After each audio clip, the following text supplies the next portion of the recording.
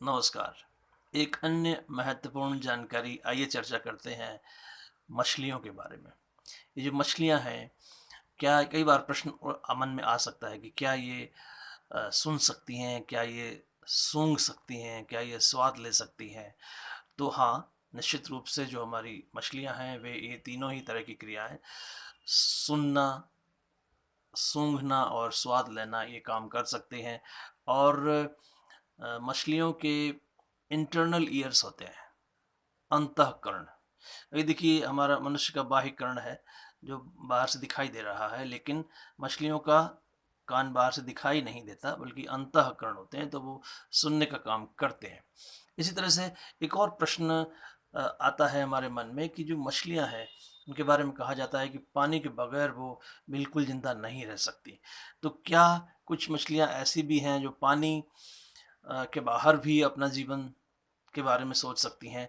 तो हाँ, कुछ हद तक ऐसा भी है कि कुछ मछलियाँ जो है, वो पानी की सतह के ऊपर ग्लाइड करते हुए कुछ समय तक वो जो वो हैं, वो आप यूँ समझिए कि लगभग आधा किलोमीटर तक वो जा सकती हैं। और जो समुद्र का जो पानी का स्तर है, उससे 5-6 मीटर ऊपर भी जा सकती हैं। तो कुछ समय तक वो अपना ऊपर रह सकती हैं और उस समय वो हवा से श्वसन का काम करती हैं। इसका मतलब कि यद्यपि मछलियों में गिल नाम का एक गलफड़े जिसे हम और आप कहते हैं, उससे वो अ, पानी की ऑक्सीजन को ले लेती हैं और बाकी के पानी को बाहर निकाल देती हैं। लेकिन फिर भी कई बार मछलियों में फेफड़े भी पाए जाते हैं और वे बाहर रह सकती हैं। कुछ अफ्रीकन मछलियाँ भी इस तरह की हैं जो कि कई बार कुछ दिनों तक भी पानी के बाहर जिंदा रह सकती हैं।